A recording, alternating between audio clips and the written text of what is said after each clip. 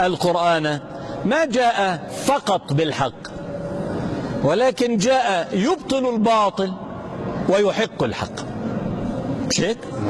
ليحق الحق، ليحق الله الحق بكلماته ويقطع دابر الكافرين، ليحق الحق ويبطل الباطل. فمن يكفر بالطاغوت ويؤمن بالله، ما في شيء أنك آمنت بالله، لا يكفي. آمنت بالله وكفرت بالأنداد والأعداء، مش هيك؟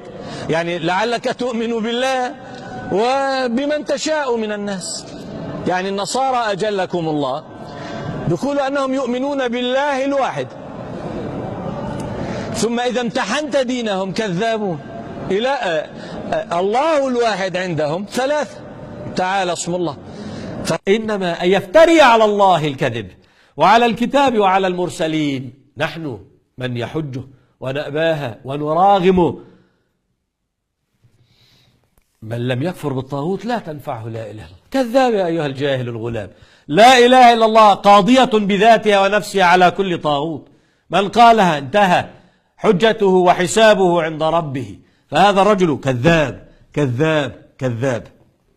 فمن يكفر بالطاغوت ويؤمن بالله، ما في شيء أنك آمنت بالله، لا يكفي. آمنت بالله وكفرت بالأنداد والأعداء. فقال من لم يكفر بالطاغوت لا تنفعه لا إله إلا الله ولو كانت آخر كلامه. يا رجل، من لوازم لا إله إلا الله كفر الطاغوت. إذا قال الرجل لا إله إلا الله كفر بالطاغوت، إذا قال لا إله إلا الله كفر بالطاغوت. فمن يكفر بالطاغوت ويؤمن بالله، ما في شيء أنك آمنت بالله، لا يكفي.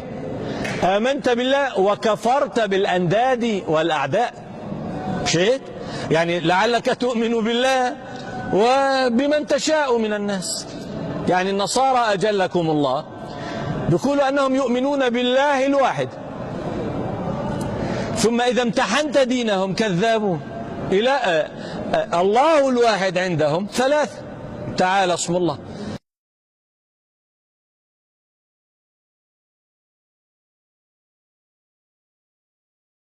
لما لابد أن تعلم أسماء الله وأسماء ما سيعبد من دونه حتى تعبد الله وتتقي الطاغوت وتجتنب الطاغوت. ما في حدا يكفر بالطاغوت ولا يعلم الطاغوت. فلما قال فمن يكفر بالطاغوت ويؤمن بالله، شرطها أن تعلم الله وتعلم الطاغوت. شيء يا اخوان، ولا الآن أنا أمثل لك صنما وأنا يعني وأزينه لك وأزعم أنه الله، أنه من يعني ربنا تبارك اسمه. لاحظ، فإن لم تكن تعرف ربك وتعرف الطاغوت ستقع فيه. فيتم الدين كما قال الله فقد استمسك. اللي كفر بالطاغوت وآمن فقد استمسك. أما بوحده هذا ليس استمساك.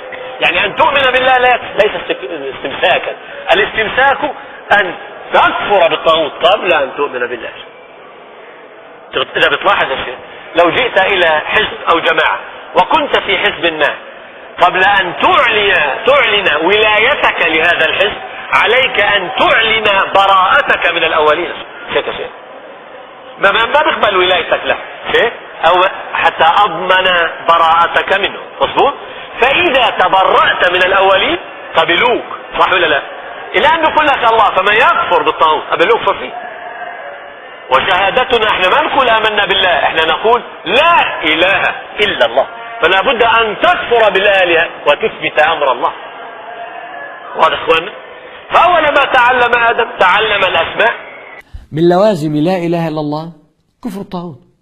إذا قال الرجل لا إله إلا الله كفر بالطاغوت، إذا قال لا إله إلا الله كفر بالطاغوت. فمن يكفر بالطاغوت ويؤمن بالله، ما في شيء أنك آمنت بالله، لا يكفي. لا إله إلا الله قاضية بذاتها ونفسها على كل طاغوت، من قالها انتهى